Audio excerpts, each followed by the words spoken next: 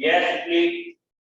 तो ये पीपीटी आपकी एलएमएस पे भी अपलोडेड है, ठीक है। ये हमारी कोर्स की पीपीटी है। तो थोड़ा सा हम डेटा प्री प्रोसेसिंग को देखेंगे कि what is data pre processing, और उसके बाद आगे चलेंगे। तो पहले डेटा की इसमें बताया हुआ है आपके पास कि collection of data objects and their attributes. तो व्हाट इज एट्रीब्यूट? एट्रीब्यूट क्या है? यहाँ पे TID, refund, status, taxable income, cheat, yes और नो, ये सारा क्या है? एट्रीब्यूट। अब इस एट्रीब्यूट्स और इस डेटा के साथ आप प्रेडिक्ट करना चाहते हो कि weather a person is cheat और नॉट। तो ये किस टाइप की लर्निंग होगी? सुपरवाइज, क्योंकि यहाँ पे आपके पास चीट पहले से, आउटपुट पहले से मेंशन है ट्रेनिंग पे। तो ये किस टाइप की लर्निंग होगी? सुपरवाइजर। सो ये जो एट्रीब्यूट्स हैं इनको हम फीचर्स भी बोलते हैं। ये जो एट्रीब्यूट्स हैं इनको हम फीचर्स भी बोलते हैं। So now the next question is, what is the feature vector? इस टेबल को देखो और ये बताओ कि ये फीचर वेक्टर इसमें क्या है? नहीं, इसमें अगर कोई मैं बोलूं कि इसकी एग्जांपल दो फीचर वेक्टर की, ठीक है, आपने ये बता दिया। लेट अस सपोज आपके पास फीचर वेक्टर की डेफिनेशन क्या होती है? आपके पास let us suppose x1, x2, x3 and so on xn, ये क्या है? फीचर्स है। तो आप फीचर वेक्टर को क्या बोलते हो, कैसे रिप्रेजेंट करते हो? x1, x2, x3, xn, यही होता है ना। ये फीचर वेक्टर को चाहे रो की फॉर्म में करो, लेकिन इकट्ठा होना चाहिए सारा। तो what is our feature vector in this table? Feature vector is any row, कोई भी रो क्या होगी इसमें? Feature vector. Clear? Any doubt? Cheat वाली वैल्यू नहीं होगी। क्यों नहीं होगी? वो तो फीचर वेक्टर में क्यों नहीं होगी? उसी का ही वो होगा ना। वो एक्चुअली हमारे प्रेडिक्शन, आप प्रेडिक्शन टाइप की है तो उसी से आप ट्रेन करोगे ना। बस सैंपल है। अगर तो सुपरवाइज है तो एक कॉलम क्या होगा आपका उसमें से? आउटपुट को बता रहा हूं। अगर अनसुपरवाइज्ड है उसमें नहीं होगा तो वो हम डेटा से खुद क्लस्टर बनाएंगे, जिसको क्लस्टरिंग बोलते हैं। बेसिकली यही होता है ना। इसको कॉम्प्लेक्स मत करो प्लीज, मैं यही टर्म जरूरी है, लेकिन सबसे पहले आपको ये पता होना चाहिए कि हम करने क्या है। तो आपका जितना ये सारी कॉम्प्लेक्सिटी चली जाए बेसिक्स की, ठीक है, समझने के लिए। बाद में तो आपको पढ़ना पड़ेगा कि सारी टर्म के साथ मिलकर आती है। तो any row is called feature vector, ठीक है। लेकिन ये मत करना अगर इसको मैंने ट्रांसपोज ले लिया तो रो बनेगी फिर कॉलम बन जाएगा, ठीक है। मतलब क्रैप नहीं करना। अगर मैं इस टेबल का ट्रांसपोज ले लूंगा तो क्या बनेगा मेरे पास? कॉलम फीचर वेक्टर बनेगा। वो तो डेटा के हिसाब से।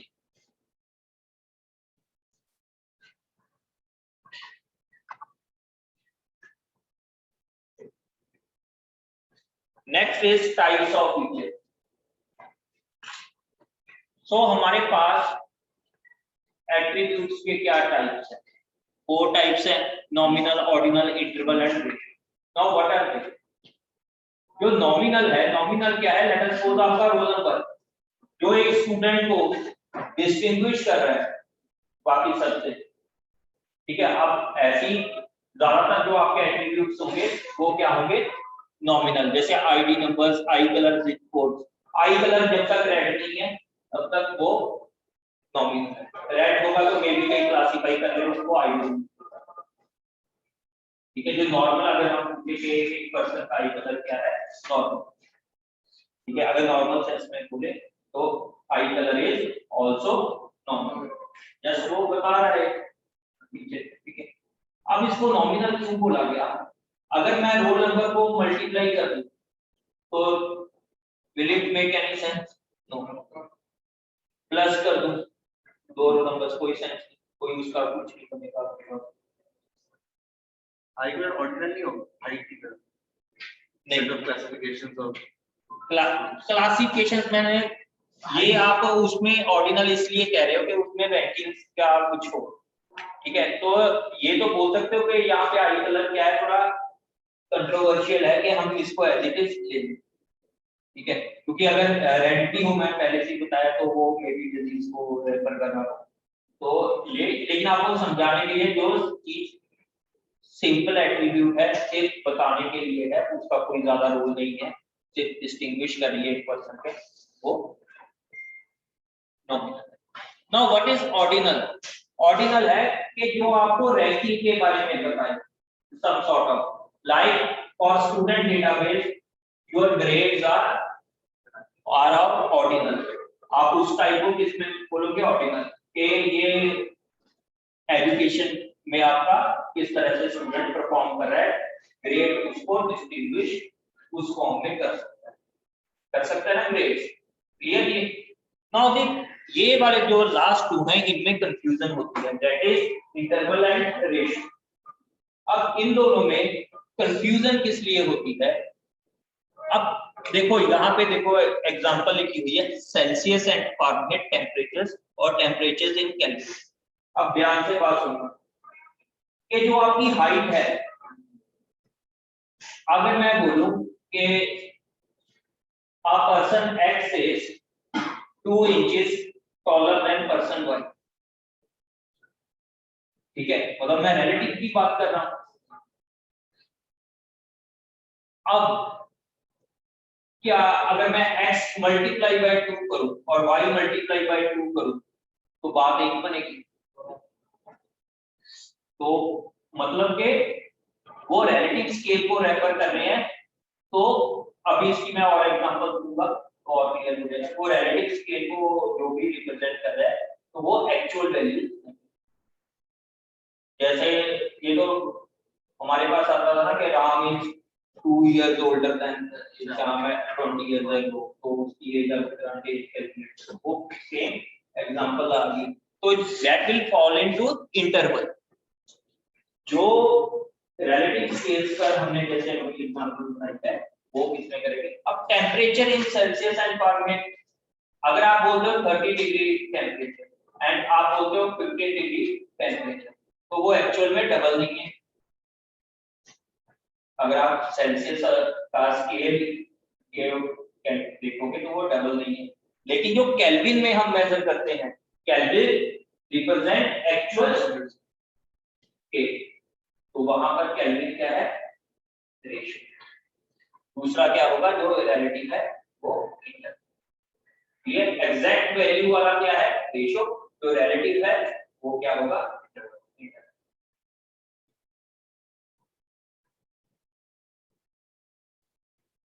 अब जो मैंने अभी बताया है आपको, क्या ये जो आपके पॉइंट्स है, क्या आप इसको रेफर कर सकते हैं?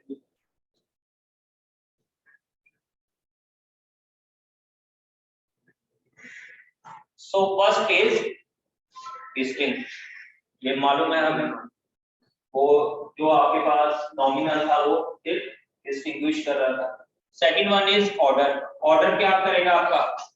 कौन सा था भाई? ऑर्डिनल। रैंकिंग जो भी कुछ भी हो गया वो सारा ऑर्डिनल में। Differences are meaningful. जो रिलेटिव होता है उसमें प्लस माइनस चलता है। अगर मैं बोलता हूं कि x इज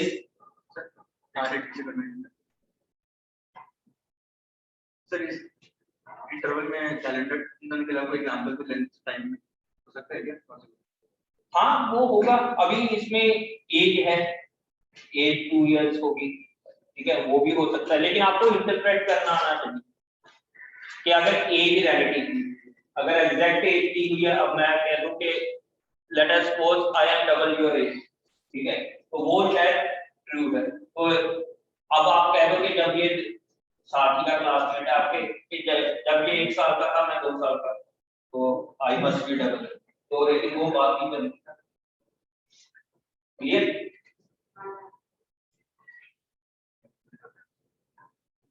तो वहां पे डिफरेंसेस आर मीनिंगफुल, मतलब क्या प्लस माइनस में तो बोल सकते हो, लेकिन multiplication and division are not possible for, किसकी बात करेंगे, इंटरवल।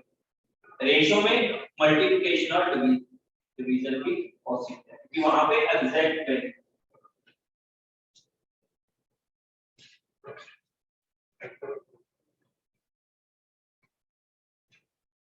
तो ये ये स्लाइड मैंने ऐड करी थी, ठीक है, क्लियर करने से देख कर, तो ताकि ये दोनों डिफरेंस क्लियर, आप एक बार स्लाइड को गो थ्रू।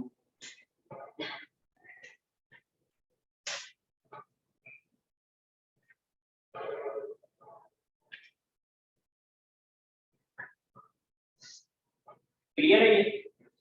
Any doubt?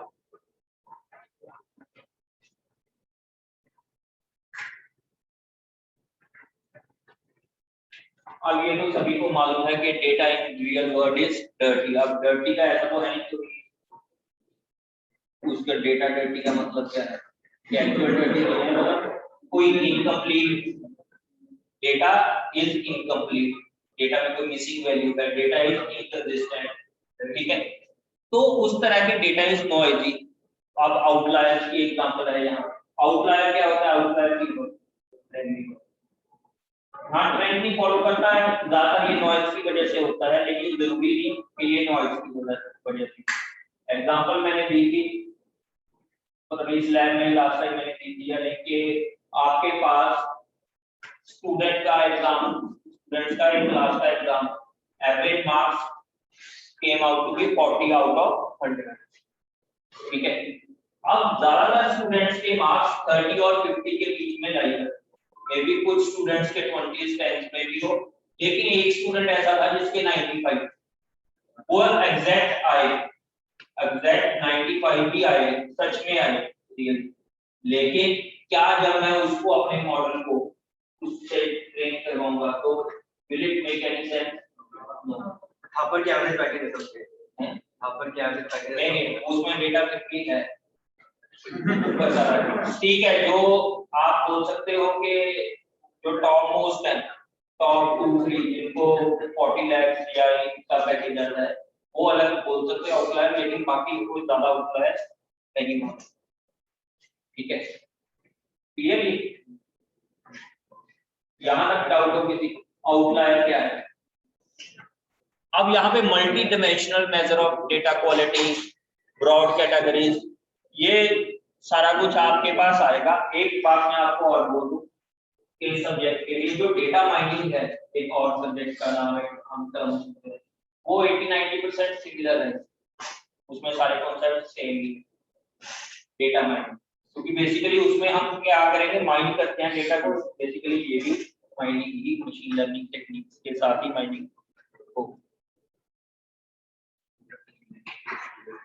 देखो अब ये जो 4 पॉइंट्स हैं, इसमें डेटा क्लीनिंग, कि आपने कोई मिसिंग डेटा है उसको कैसे हैंडल करना है, ठीक है, और अगर कोई डेटा सही नहीं है तो उसको कैसे हैंडल करना है, वो सारी कुछ हम डेटा क्लीनिंग में देखेंगे। आउटलायर और इनकंसिस्टेंसी में क्या डिफरेंस है?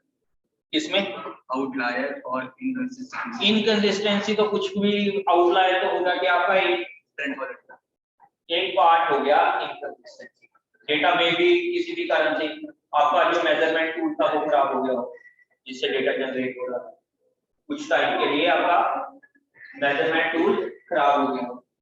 So next is data integration. देखो यहाँ पे जो प्रॉब्लम आती है कि वो डेटा इंटीग्रेशन और एग्रीगेशन दोनों में डिफरेंस में आती है। जनरली बहुत सारे तो इनको इकट्ठा ही यूज करते हैं। What is data integration?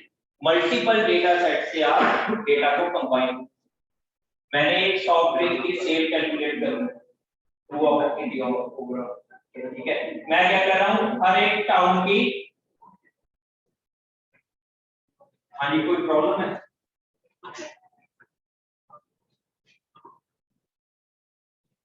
तो मैंने हर एक टाउन का डेटा निकाला और सेल कैलकुलेट कर, तो मेरे पास नंबर ऑफ रोज बहुत ज्यादा, तो मैंने क्या किया, कि मैं डिस्ट्रिक्ट वाइज एवरेज सेट को ले लेता, तो डेटा इकट्ठा किया और कंबाइन करके उसको प्लग किया आपने, तो उसको आप डेटा इंटीग्रेशन में भी बोल सकते हो। एग्रीगेशन में क्या है कि आप डेटा इकट्ठा कैसे करोगे उस टाइम पर अगर कुछ कॉम्बिनेशन कर रहे हो while you are collecting your data, ठीक है। लेकिन जो यस एग्रीगेशन का कोई एग्जांपल देखो, इंटीग्रेशन में आपके पास डेटा पहले से पड़ा है अलग जितना मैंने पढ़ा है, ठीक है।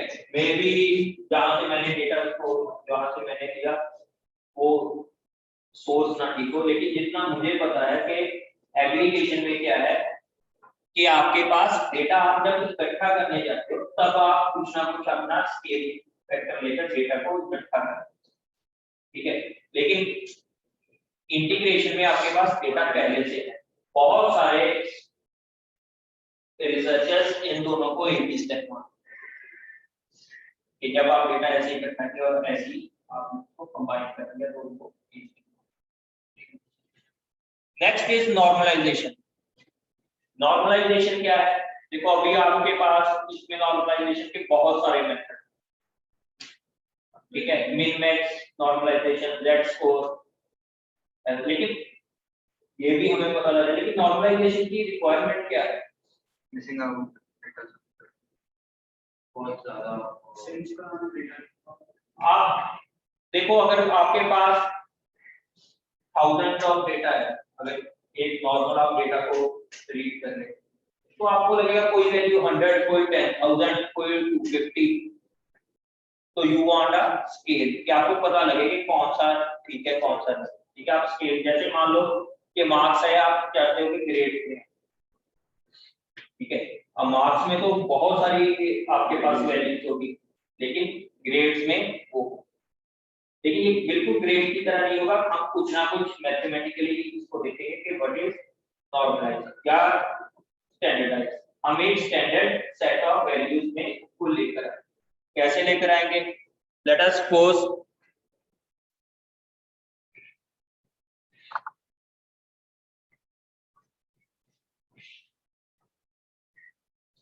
यहां पर मेरे पास प्रॉफिट है, यहां पे कॉस्ट। प्रॉफिट क्या होगा आपके पास? बेनिफिशियरी। कॉस्ट क्या होगा? Non beneficiary. प्रॉफिट मींस जितनी वैल्यू ज्यादा होगी आपके लिए उतना बेनिफिट है। कॉस्ट क्या है? जितनी वैल्यू कम होगी उतना बेनिफिट है। अगर ज्यादा है कॉस्ट तो आपके लिए नॉन बेनिफिशियरी है, ठीक है। तो लेट अस सपोज यहां पर वैल्यूज हैं,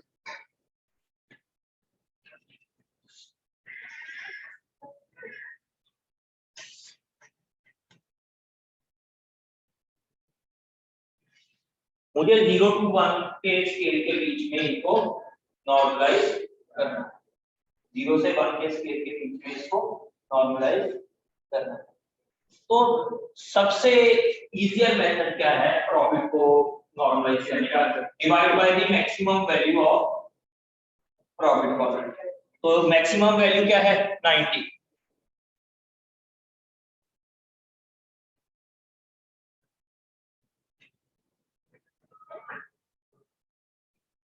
ठीक है। 0 से 1 के बीच में आ जाए।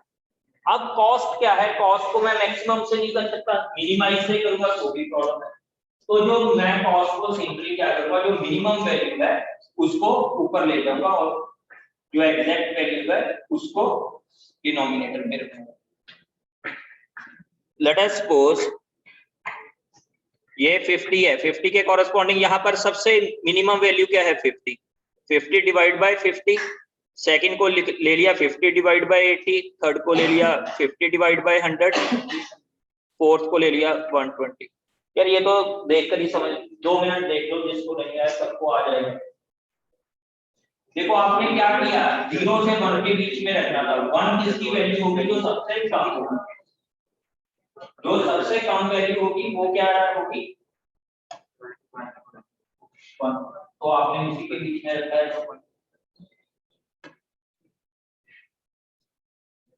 क्लियर? Any doubt? अब इसके नॉर्मलाइजेशन के बहुत सारे मेथड हैं। कोई कहेगा कि सम ऑफ स्क्वायर के साथ ये 50 या 20 जैसे डिवाइड बाय जितना इसका सभी का एक वैल्यू है 20 स्क्वायर प्लस 19 स्क्वायर प्लस का होल का अंडर, ऐसे बहुत सारे मेथड्स हैं आप करोगे। लेकिन वो सबसे पहले प्रॉब्लम क्या आती है कि हमें ये पता होना चाहिए कि नॉर्मलाइजेशन क्या है। क्लियर है नॉर्मलाइजेशन? हमने यहाँ पर किस स्केल के पीछे लिया है 0 to 1। क्लियर? अब इसके बाद ये हो गया आपका third point. Fourth is data reduction. Fourth is data reduction. Now what is data reduction? कि आपने आपके पास डेटा है उसको आपने रिड्यूस कर, डेटा जितना ज्यादा है तो जैसे अभी डेटा प्री प्रोसेसिंग के बारे में सबसे पहले किसी ने बताया कि हमारे पास ओवरफिटिंग की प्रॉब्लम होती है तो हम डेटा प्री प्रोसेसिंग जनरली करते हैं। ओवरफिटिंग में क्या आएगा आपके पास कि डेटा बहुत ज्यादा है, बहुत ज्यादा का मीन कि उसके पास नंबर ऑफ फीचर्स बहुत ज्यादा है, ठीक है, तो आप उनको रिड्यूस करते हो। सबसे पहला काम होता है कि इररेलेवेंट फीचर्स हैं जो उनको रिमूव करो। जैसे you have to predict the grade of student, एक सब्जेक्ट में आपने प्रेडिक्ट करना है कि अगर इतने मार्क्स आए तो कैसा ग्रेड होगा, और आपके पास डेटा सेट में एक कॉलम है हाइट ऑफ स्टूडेंट। क्या हाइट ऑफ स्टूडेंट के साथ उसका कोई, लेकिन ये पॉसिबल है कि हाइट के साथ आपका मॉडल ट्रेन करें, हाइट के साथ आपका मॉडल ट्रेन करें तो वो मे बी आपको प्रॉब्लम दे सकता है। होता है ना ऐसे, मॉडल को ट्रेन कर सकता है। जैसे आपने फर्स्ट लेक्चर में एसोसिएटिव लर्निंग क्या होती है, yes what is associative learning? देखो एक एग्जांपल थी जो जहां से एसोसिएटिव लर्निंग की स्टार्ट हुई। एक फिलोसोफर था, वो अपने शॉप को खाना देता था, ठीक है, खाना देता था, ठीक है, उसको मुंह में उसके चला आता था, ये साइंटिफिक प्रोसेस। फिर क्या हुआ, उसको एम्प्टी वेसल दिया, या किसी बुक में लिखा हुआ है कि वेसल लगाता था, ठीक है। तो अगर एम्प्टी वेसल भी दिया तो भी वेसल को देखकर उसको मुंह में चलाएगा, तो वो क्या हुआ कि उसकी लर्निंग उस तरह से ऐसे। तो अब हमारा मॉडल भी ऐसे ट्रेन हो सकता है ना कि हाइट के हिसाब से वो सोचे कि मार्क्स में फर्क पड़ता है, जबकि वो ऐसा है नहीं। अगर इररेलेवेंट फीचर है तो आप उसको रिमूव करोगे।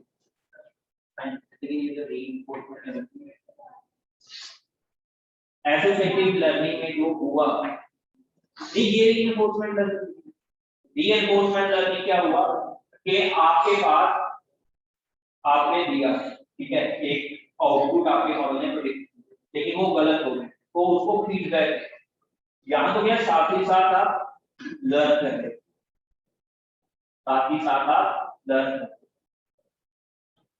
जैसे जो आप अगर एलएमएस पे आपके फर्स्ट स्लाइड देखोगे इंट्रोडक्शन वाले चैप्टर में, तो वहां पे एसोसिएटिव लर्निंग की क्या एग्जांपल दी हुई है कि बियर शॉप के पास चिप्स की प्रोबेबिलिटी दी हुई है कि जो पर्सन बियर परचेज करेगा वो साथ ही साथ चिप्स कितने परसेंट परचेज करता है, वहां पे उनको प्रोबेबिलिटी 70% दी हुई है। तो आज का जो एसोसिएटिव लर्निंग है इसके बेस पे तो बहुत सारे बिजनेस मॉडल आप देखते हो कि हर एक काउंटर के ऊपर वो कैंडीज वगैरह ये क्यों रखता है ताकि छोटे बच्चे जिद करें, वो देखेंगे और उन्हें जिद करने, ठीक है। तो ये सारे मॉडल एसोसिएटिव लर्निंग की पॉसिबिलिटीज है ना, ठीक है। देखो अगर बेसिक्स क्लियर है तो आप पढ़ोगे तो साथ ही साथ आप उसको आंसर कर पाओगे। अब यहाँ पे जो हमने बात करी थी, जो डेटा रिडक्शन में हमने पहले भी करेंगे, that is principal component analysis.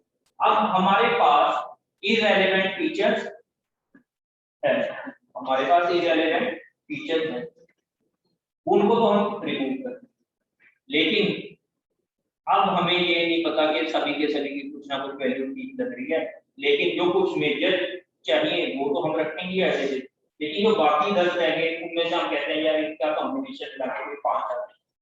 हम पहली बात ये क्यों कह रहे हैं कि 10 से 5 हो, क्योंकि ज्यादा डेटा से हमारे पास ओवरफिटिंग की प्रॉब्लम, तो हम उसको रिड्यूस कर रहे हैं। अब पीसीए या कोई भी जो डायमेंशन रिडक्शन का एल्गोरिथम होगा वो क्या करेगा, late us suppose 2 dimension data है उसको 1 डायमेंशन में कन्वर्ट करें, उसके अलग अलग मेथड हैं, उसको हम अभी यहां तक किसी को डाउट हो डेटा फ्री प्रोसेस। अब बात करेंगे पीसीए।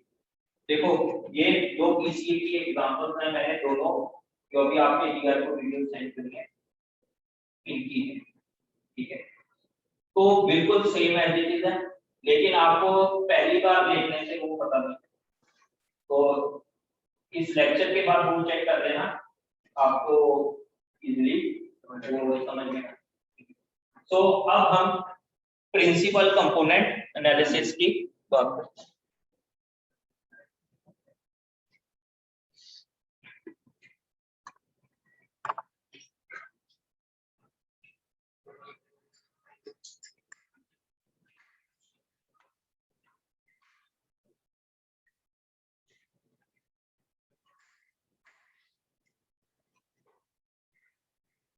हमारा क्या है, let us suppose 2D data से हमने 1D में कन्वर्ट किया है, तो भी हम इसको डायमेंशन रिड्यूस कर रहे हैं।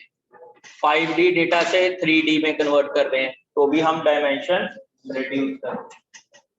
डायमेंशन रिडक्शन का मतलब क्या है कि नंबर ऑफ कॉलम्स जो मैंने पहले टेबल में आपको दिखाया था वो रिड्यूस कर, नंबर ऑफ फीचर्स हम, अब इसके बड़े फैंसी नेम्स हैं, फीचर एक्सट्रैक्शन, फीचर सिलेक्शन, ठीक है, वो टर्म्स आप इसके बाद रिलेट कर पाओ कि फीचर एक्सट्रैक्शन क्या है, फीचर सिलेक्शन क्या है। बहुत सारे स्टूडेंट्स ऐसे करते रहते हैं कि फीचर एक्सट्रैक्शन, फीचर सिलेक्शन, तो इस सब्जेक्ट को मैंने इसलिए यूज किया कि यहाँ कैप्स्टोन प्रोजेक्ट होते हैं, ये मैं फर्स्ट टाइम टीच कर रहा हूँ, तो स्टूडेंट आया मेरे पास, सर मैंने ये लगा दिया वो लगा दिया, मैंने ऑब्जेक्ट डिटेक्ट कर लिया इसके बाद, तो आफ्टर 4 मंथ्स मैंने उससे पूछा कि भी कोड दिखा, तो वो 4 लाइन्स का कोड था और वो उसको ज्यादा एक्सप्लेन नहीं कर, चलो ठीक है आपने इनबिल्ट कोड यूज किया, अच्छी बात है, ये अवेलेबल है तो हम क्यों ना उसको यूज करें, लेकिन आपको उसको एक्सप्लेन करना भी आना चाहिए। मैं ये नहीं कह रहा कि बिल्कुल मैथ की इक्वेशंस आप लिखो मेरे सामने, मैं इतना नहीं, लेकिन कम से कम कुछ तो पता होना चाहिए ना, ठीक है।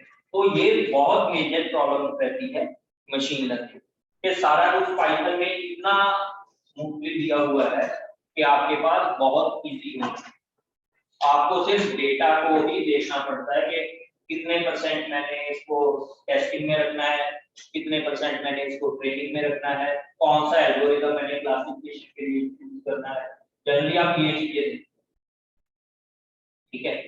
लेकिन for the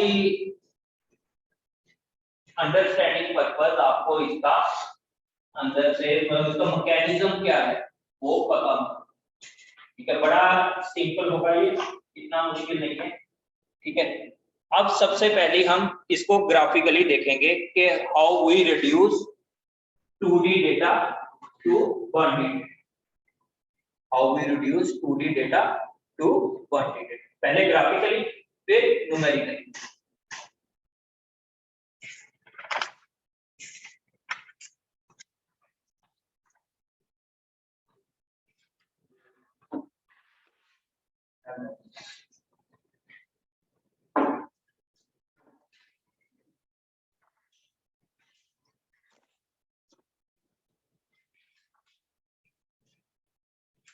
late us suppose मेरे पास एग्जांपल है,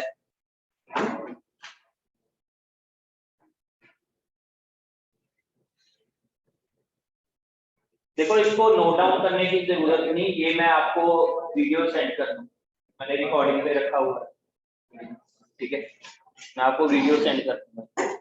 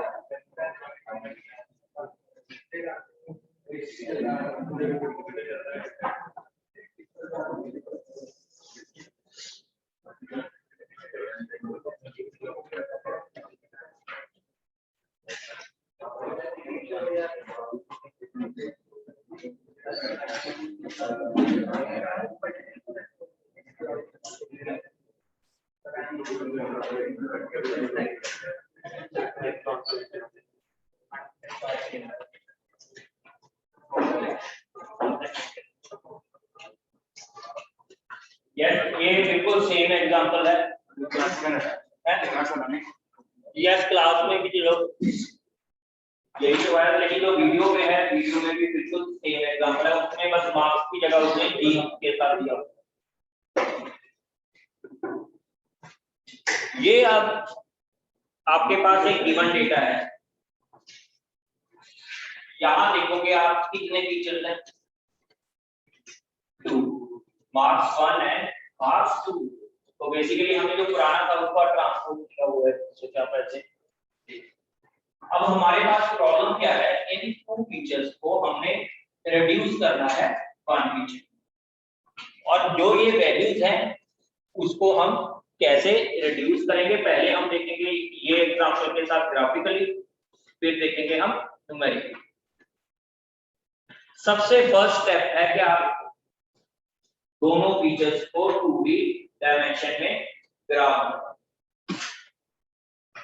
x1 x2, तो 2 फीचर्स हो गए। अगर इसमें क्या बनेंगे, मार्क्स 1 है, मार्क्स 2।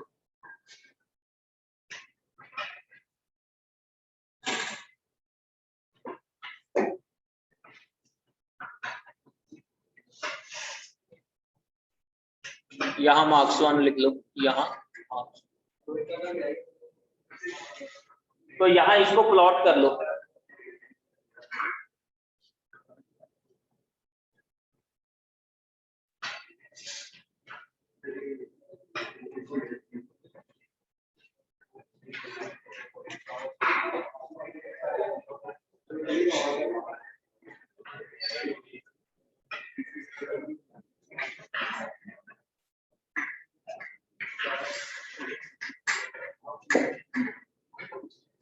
यस, तो फर्स्ट पॉइंट कहां पे प्लॉट होगा, 10,6। ये फर्स्ट पॉइंट हो गया। ऐसे ही आप सेकंड पॉइंट है आपका 11,4। ऐसे थर्ड पॉइंट है 8,5। फोर्थ है 3,3।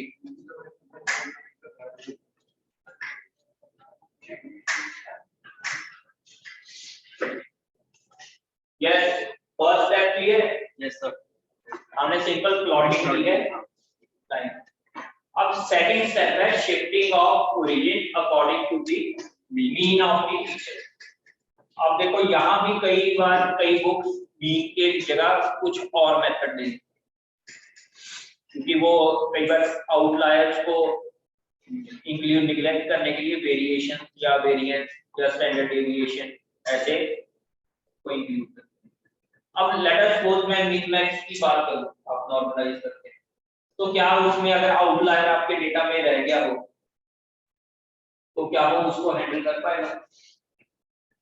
मान लो आपका जो 95 वाला स्टूडेंट था वो है डेटा में, वो अभी पढ़ा नहीं करता, तो नहीं कर पाएगा, क्योंकि डिवाइड बाय आप मैक्सिमम वैल्यू करोगे, तो आप बेसिकली मैक्सिमम या मिनिमम वैल्यू क्या होगी आपकी, आउटलायर। ठीक है, तो जो मिन मैक्स नॉर्मलाइजेशन है that can not handle outlier. तो ऐसा ही कई बार अगर आपके पास डेटा क्लीन ना हो तो यहाँ भी पॉसिबल। ठीक है, अब यहाँ आप क्या करोगे, बेसिकली ये 6 पॉइंट्स हैं, तो ये कितनी स्पेस है, 2D स्पेस। 1D स्पेस क्या होगी, एक लाइन सिंपल। तो बेसिकली आप क्या करोगे, ये 6 पॉइंट्स को एक लाइन पे आप प्लॉट करो। ये स्टेप क्लियर है, किसी को डाउट हो?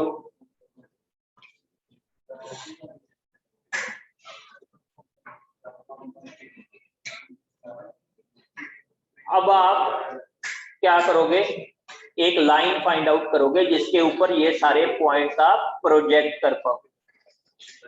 ठीक है, सारे के सारे। अब लेट अस सपोज ऐसे कई लाइंस पॉसिबल है ना, ये लाइन होगी, ये लाइन होगी, किस पे आप प्रोजेक्ट करना चाहते हो, वो लाइन आपने फाइंड आउट करनी है। उसके लिए कोई ना कोई मैकेनिज्म होना चाहिए। तो पीसीए में क्या करेंगे, सबसे पहले स्टेप है कि you have to find the mean of the marks attributes या मार्क्स 1 का क्या आएगा, 35/6, 35/6 21/6।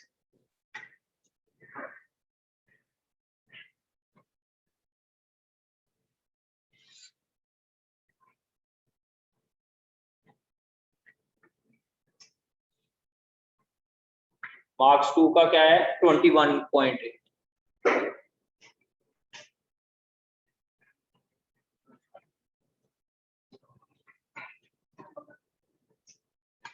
क्लियर?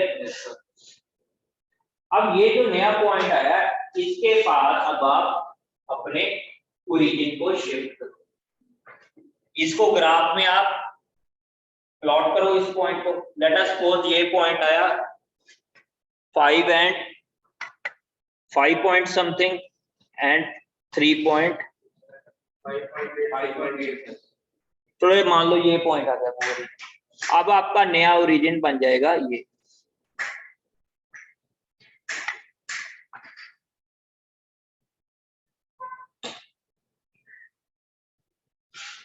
यहां पर आपका x y ये क्या बनेगा आपका 0,0।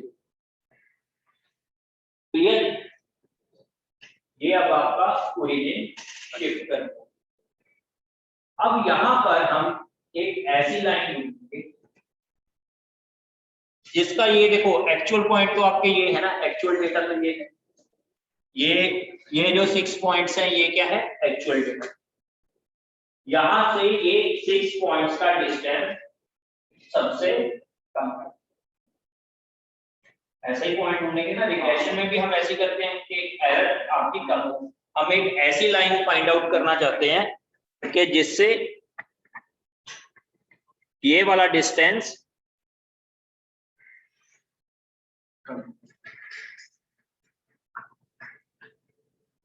कम हो। क्लियर? एक आप ऐसी लाइन चाहते हैं जिससे ये वाला डिस्टेंस कम। एक्चुअल क्या था, ये और ये क्या होंगे आपस में परपेंडिकुलर। आप सीधा डिस्टेंस देखोगे ना जिससे प्रोजेक्ट कर।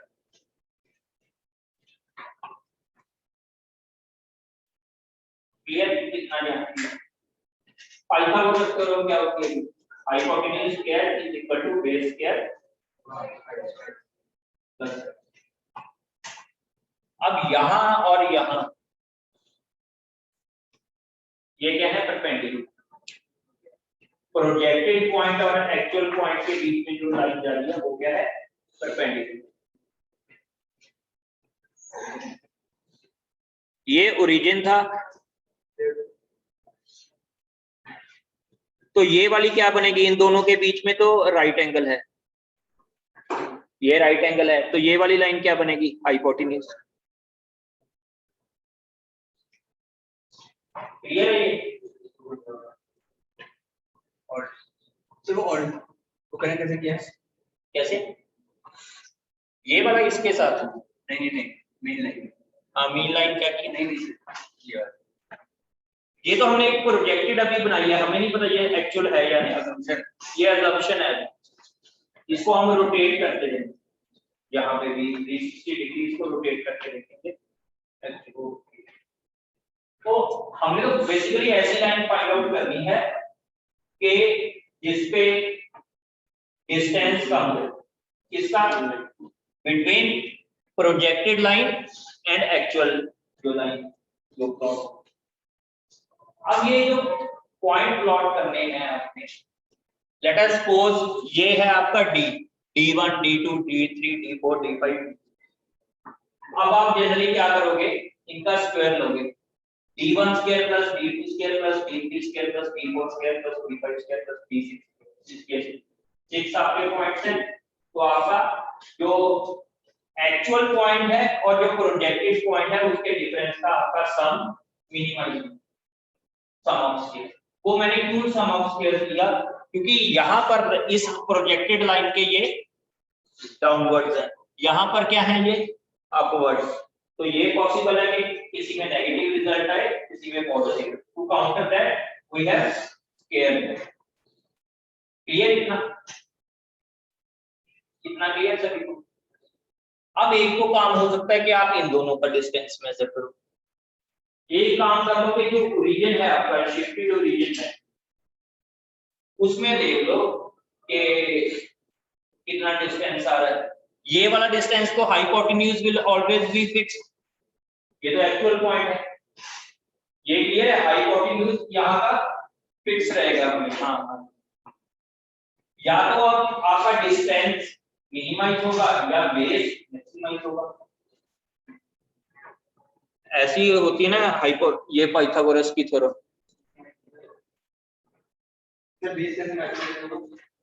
हाइपोटेन्यूज क्या है आपका, फिक्स।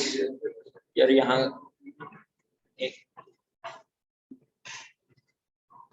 ये इक्वेशन होगी ना पाइथागोरस थ्योरम।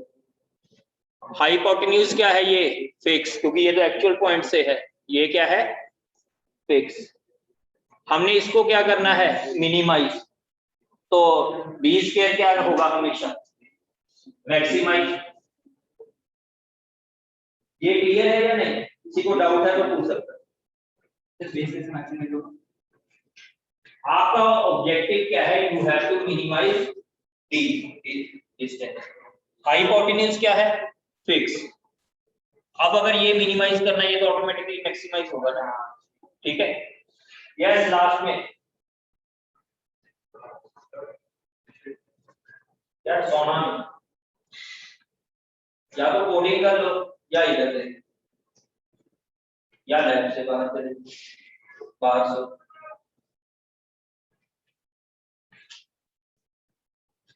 ठीक है, hypotenuse square is equal to a square plus distance या जो आप, तो अब डिफरेंस दोनों का मिनिमाइज होना चाहिए, इसलिए हमारी बेस की वैल्यू क्या होगी मैक्सिमाइज।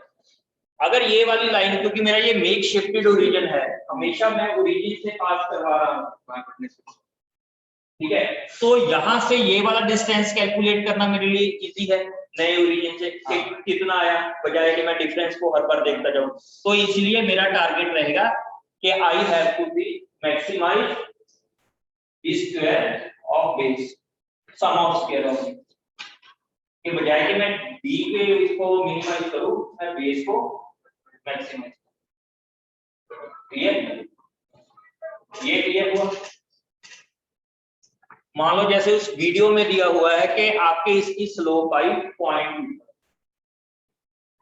Slope is 0.25। लाइन की स्लोप का क्या मतलब है, y equals to mx plus c। अब हमेशा ओरिजिन से पास होगी, तो c is equal to 0।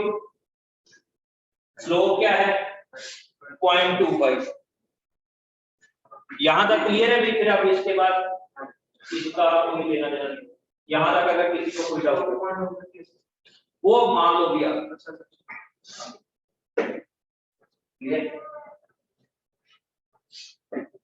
assume that cost price is समझाएं।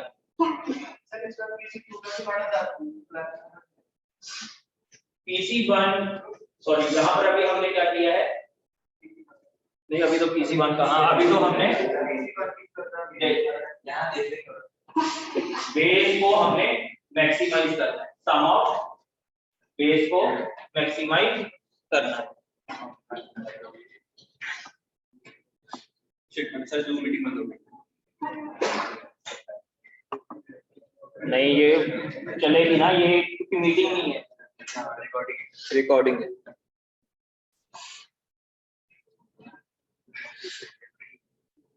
ये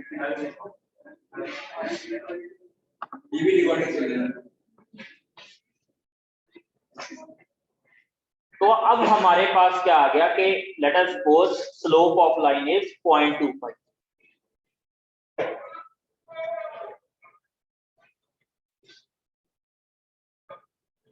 इसका मतलब क्या है कि अगर मैं x डायरेक्शन में 4 स्टेप्स मूव करूंगा, y डायरेक्शन में 1,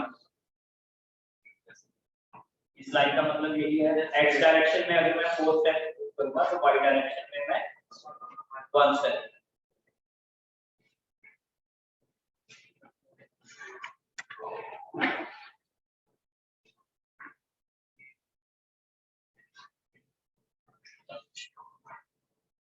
ये 4 है, ये 1 है, तो ये कितनी होगी भी line? 4 square plus 1 square. Hypotenuse ही होगी ना ये, 4 स्क्वायर प्लस 1 स्क्वायर,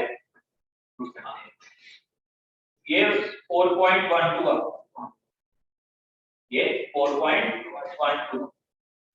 ये वाली जो लाइन थी ये बेसिकली क्या है, जो हमारी प्रोजेक्टेड लाइन है।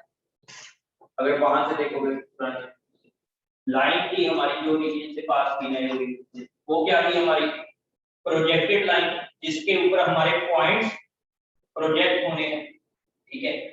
अब यहाँ पर जो उसकी स्लोप है बेसिकली वो डायरेक्शन बता रही है कि किस डायरेक्शन में जाना है। तो यहाँ पर उसकी वैल्यू आ गई 4.1। अगर आप इसको आप नॉर्मलाइज करना चाहते हो तो नॉर्मलाइज करें। तो अब अगर नॉर्मलाइज करोगे, इसको 1 रखना है, इसको 1 रखना है, तो ये क्या बनेगी आपकी 4.12 डिवाइड बाय 4.12,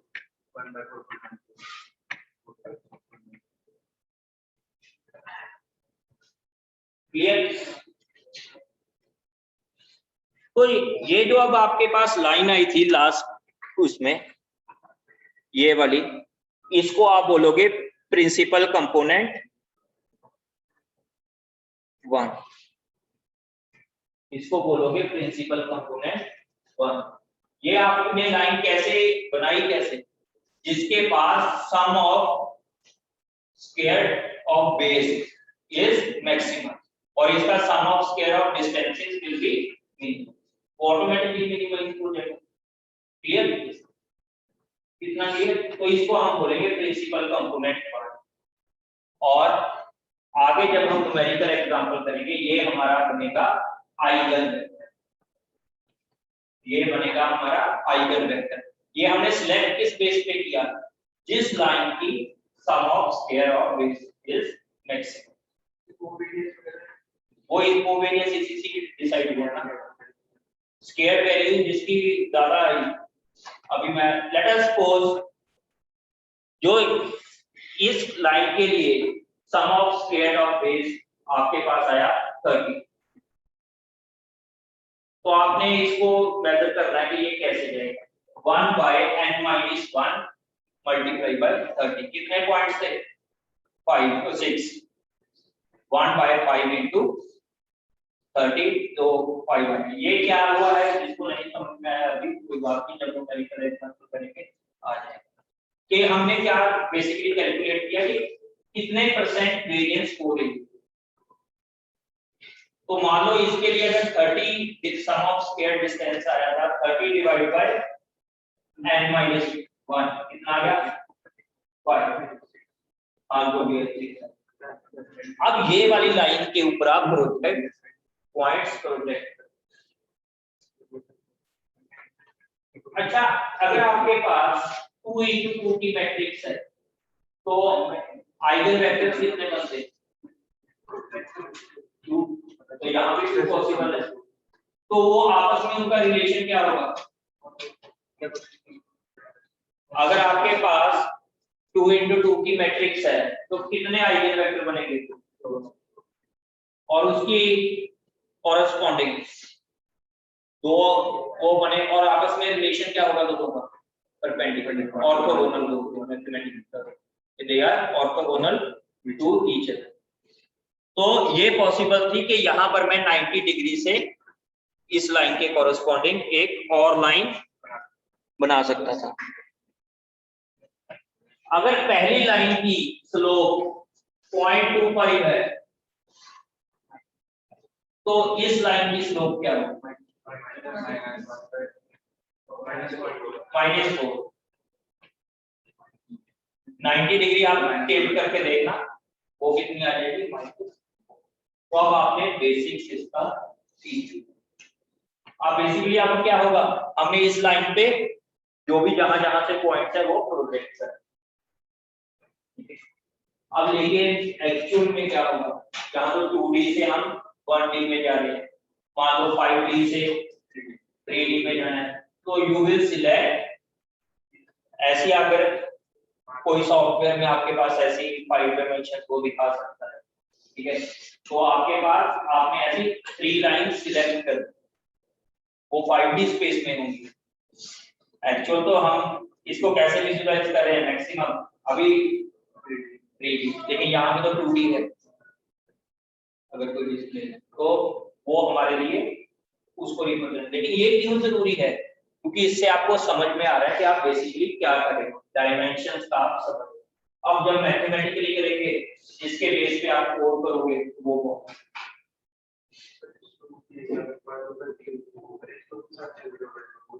नहीं, आपने जो सम ऑफ स्क्वायर बेस को चेक किया, जहां वो आप कैलकुलेट करते हैं तो वो, लेकिन ठीक है, अगर आप ऐसे ग्राफिकली देख रहे हो, आपके पास ये कोऑर्डिनेट था, आप लाइन को रोटेट करते हैं, और जब तक उस पर सम ऑफ स्क्वायर जैसे उससे ज्यादा एक ही मिलेगी ना, उसके परपेंडिकुलर।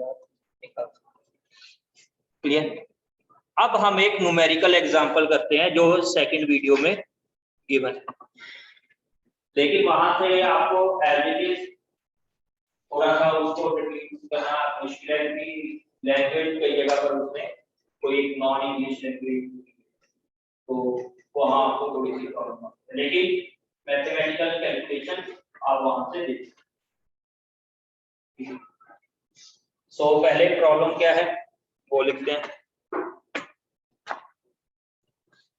देखो यहाँ पर एक और चीज आपको देखनी पड़ेगी कि आपके पास प्रिंसिपल कंपोनेंट 1, प्रिंसिपल कंपोनेंट 2, जिसको हम आइसोवेक्टर 1, आइसोवेक्टर 2 बोलते हैं, आप इस प्रॉब्लम को उसके लीनियर कॉम्बिनेशन में देख सकते हैं, जो नई वैल्यू के लिए will be linear combination of marks 1 plus marks.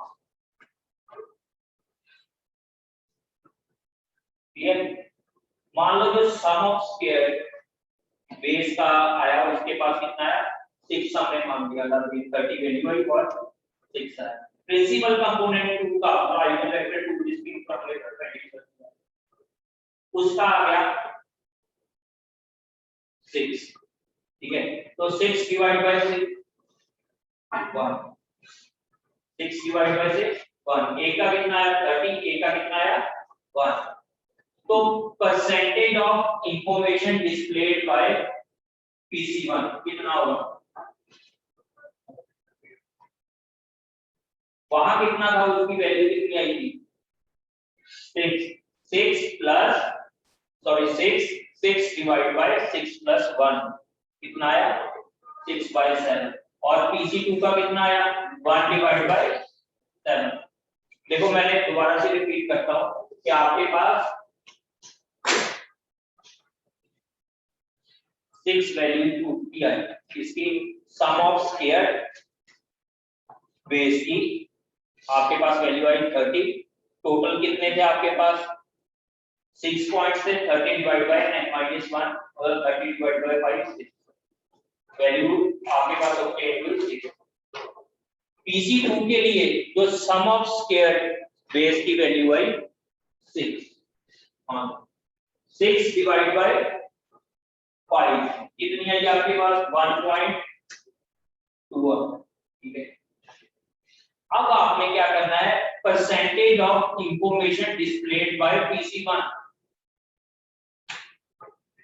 6 divide by 6 plus 1.2, percentage of information displayed bye PC2 1.2 divide by 7.2। Clear? अब एक न्यूमेरिकल सॉल्व करते हैं, इसके बाद आपने प्रोग्राम इसके लिए बना कर रखा। नेक्स्ट लैब में भी वही आए जिसके पास प्रोग्राम, नेक्स्ट लैब में एंट्री वही आया जिसके पास प्रोग्राम। ये अब बहुत सिंपल है, ये ना कोई मुझे पीसीए की वो कमांड चला के ना दिखा दे, ठीक है, अपना खुद बना कर लेकर आ पीसीए का code. Eigen value eigen vector आप उसके लिए फंक्शन यूज कर सकते, ठीक है, उसका कोई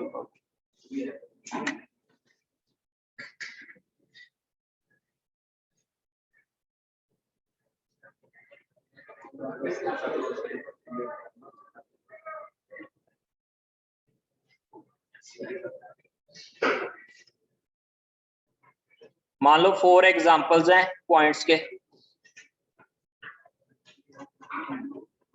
और आपके पास ये डेटा मेंशन है।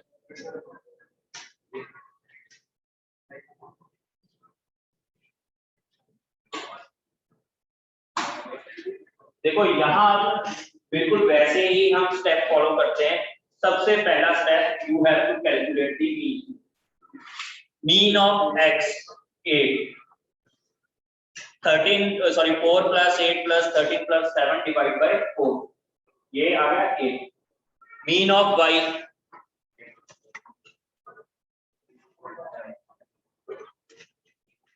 ये एक्स बार की एग्जांपल है, ये वाई। नेक्स्ट स्टेप क्या है, you have to create the covariance matrix. You have to create the covariance matrix.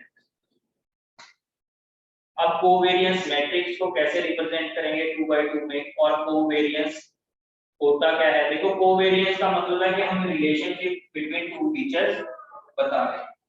अगर तो आपके पास वैल्यू माइनस है, that mean both these features are inversely proportional.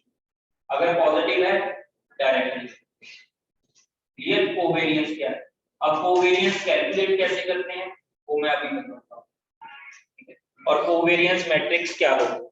देखो कोवेरिएंस मैट्रिक्स को लेट अस सपोज मैंने एस से रिप्रेजेंट किया, कोवेरिएंस ऑफ x, x, अगर इधर x है इधर y है,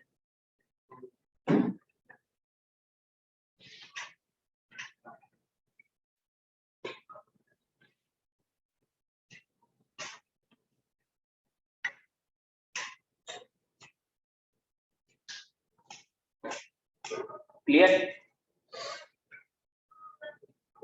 ठीक है। अब कोवेरिएंस इनको कैलकुलेट कैसे करें, उसका फॉर्मूला है, लेट अस सपोज मैं कोवेरिएंस ऑफ x, y के लिए फॉर्मूला लिख रहा हूं। आप जो भी वैल्यू होगी उसको उसके साथ रिप्लेस कर सकते, ठीक है।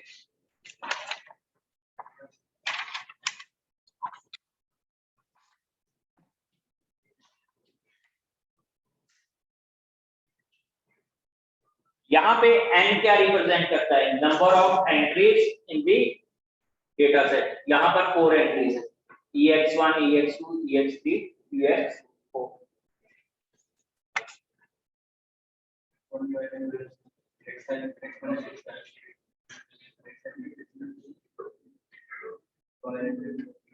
मल्टीप्लाई बाय y, ये सॉरी x बार, yi माइनस,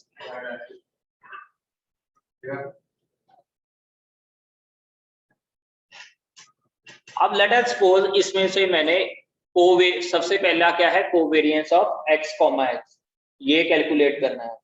करो भाई, पहले कितना आएगा? 14 आ गया। कैसे आया जिसको नहीं पता देखो, मीन वैल्यू क्या थी? 8 मल्टीप्लाई बाय, सॉरी ये 4 इंटू 4 माइनस 8 ही जाएगा, ठीक है। 4 माइनस 8 मल्टीप्लाई बाय 4 माइनस 8, क्योंकि x और y दोनों यहाँ एक ही बात है तो होल स्क्वायर की तरह लेते जाओगे। फिर इधर क्या आएगा, इसको स्क्वायर लिख सकते हो आगे के लिए, तो आप आगे क्या आएगा 8 माइनस 8 होल स्क्वायर प्लस कितना आएगा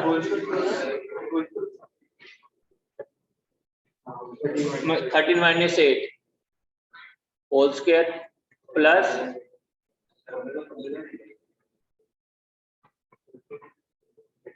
x। देखो यहाँ पे होल स्क्वायर क्यों किया, y की आप x से रिप्लेस करोगे तो x माइनस होगा x बार x माइनस। अब कोवेरिएंस ऑफ ये कितनी वैल्यू आई आपके पास 14, ये वैल्यू आएगी 14। क्लियर है ये? देखो ये स्टेप नोट डाउन कर लो, इसके बाद तो सिंपली इसको ऐसे ही कोड करना है।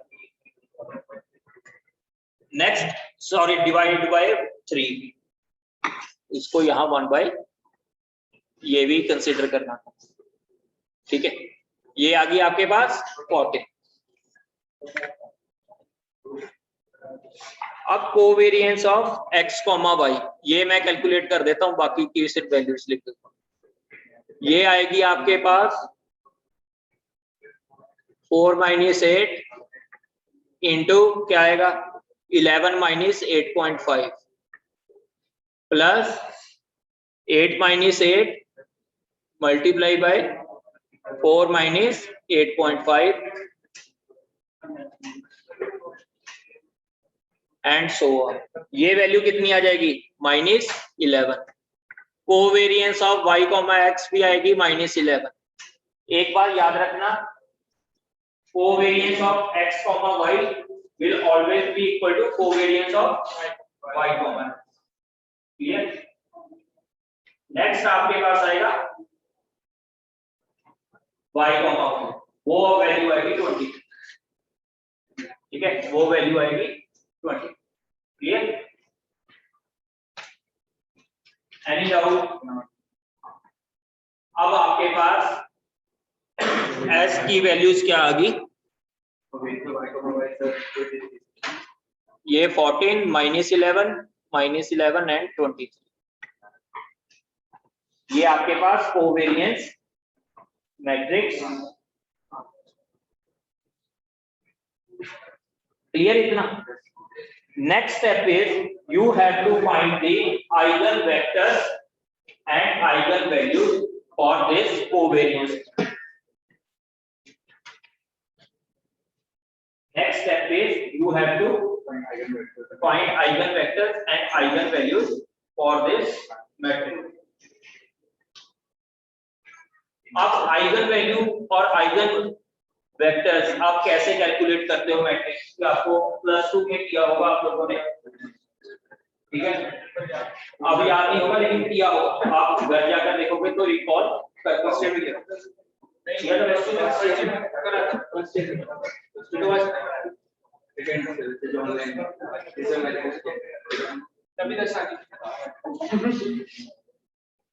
Yes.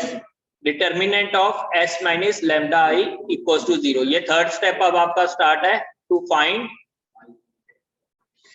Eigen values and normalised eigen vector.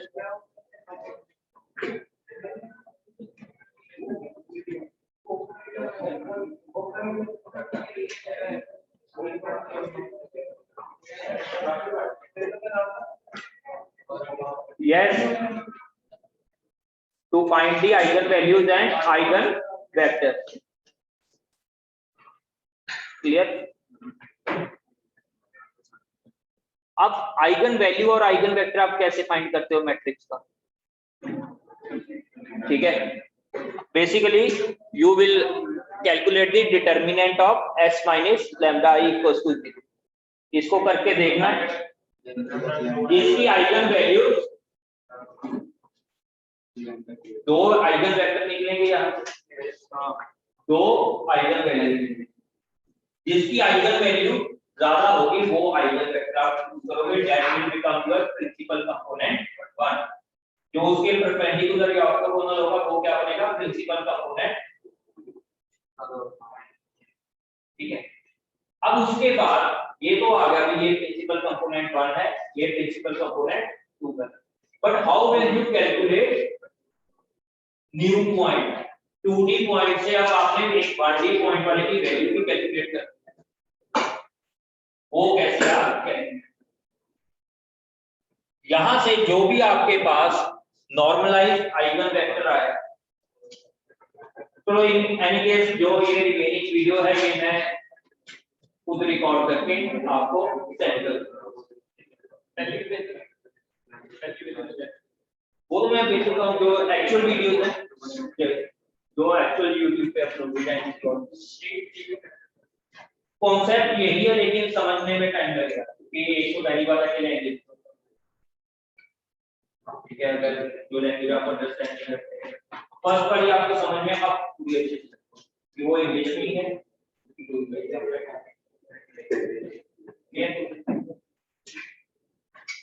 Okay.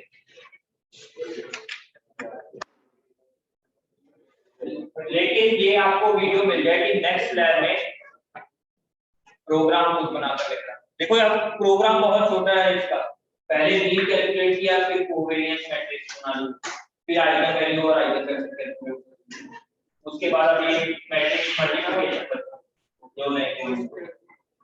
तो प्रोग्राम काफी इतना बड़ा नहीं है, लेकिन कॉन्सेप्ट समझना।